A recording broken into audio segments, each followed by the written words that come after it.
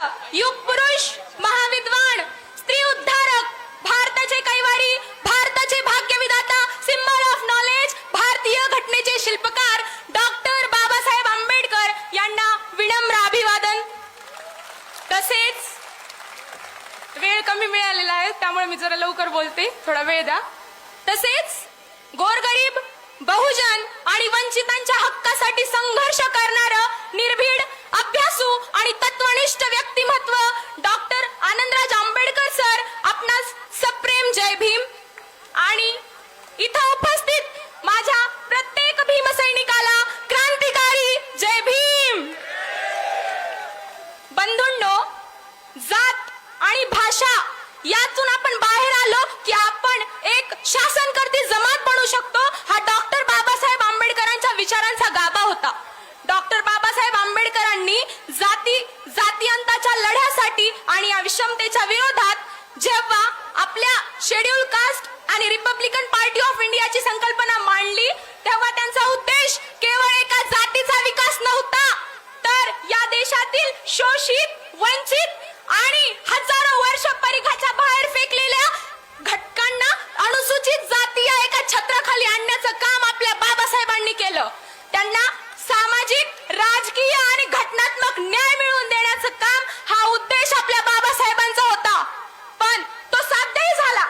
पण आपलेच काही मातंग बांधव म्हणत आहेत की फक्त महाराणीचं आरक्षण खाल्लं आमचं, महाराज पुढे गेले आणि आम्ही मात्र मागच राहिलो. डॉक्टर बाबासाहेब आंबेडकरांनी 59 जातींना समान आरक्षण दिलं. मांगाला दिलं, महाराला दिलं, चांबाराला दिलं, ढोराला दिलं, कुंभाराला दिलं, भंगीला दिलं, सगळ्यांना दिलं. का एकट्या महारांनाच दिलं? सगळ्यांना अधिकार समान होते, हक्क समान होते, कायदा समान होता. इतकंच काय तर संधी समान होत्या. मग फक्त महाराज का पुढे गेले? फक्त महारांचीच का प्रगती झाली? याचा विचार करा, याचं अवलोकन करा.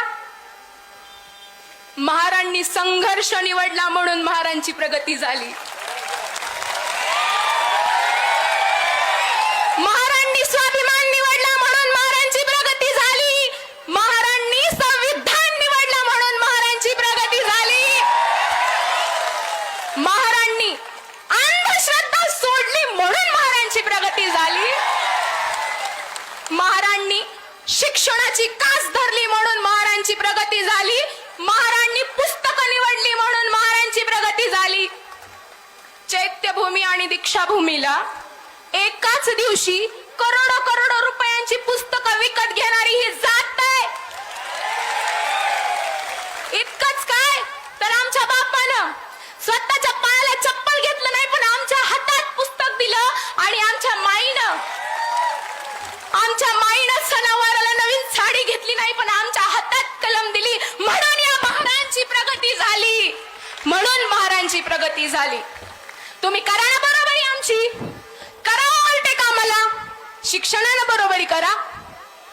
उपवर्गीकरणानं बरोबरी होत नसते मित्रा, शिक्षणानं बरोबरी कर. उपवर्गीकरणानं बरोबरी होत नसते मित्रा, शिक्षणानं बरोबरी कर. अण्णा भाऊ, लहूजी मोठेच मित्रा, बाप मात्र आंबेडकरच मान्य कर. वेळेचा अभाव आहे त्यामुळे मी थोडक्यात बोलन. आज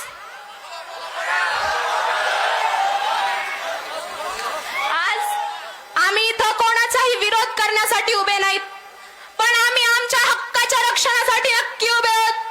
आमचा विरोध कोणत्याही समाजाविरुद्ध नाही, आमचा संघर्ष कोणत्याही समाजाविरुद्ध नाही, पण आमचा संघर्ष आहे धोरणाविरुद्ध, अन्यायाविरुद्ध आणि आमच्या भविष्याचा खेळ करणाऱ्या प्रत्येक निर्णयाविरुद्ध. आज आम्ही इथं कोणाचाही हक्क हिरावून घेण्यासाठी उभे नाहीत, पण आमचा आवाज दाबला जाऊ नये म्हणून नक्की उभे आहोत.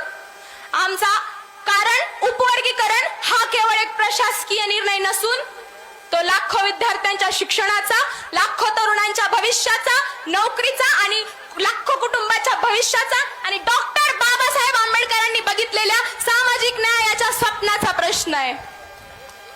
त्यामुळं वेळेचा अभाव आहे. शेवटी एवढंच म्हणन की सरकारला जर खरंच अनुसूचित जातींचा विकास करायचा असेल तर आम्हाला थेट आरक्षण द्या.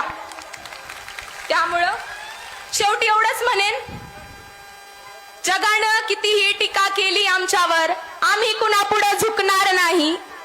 जगानं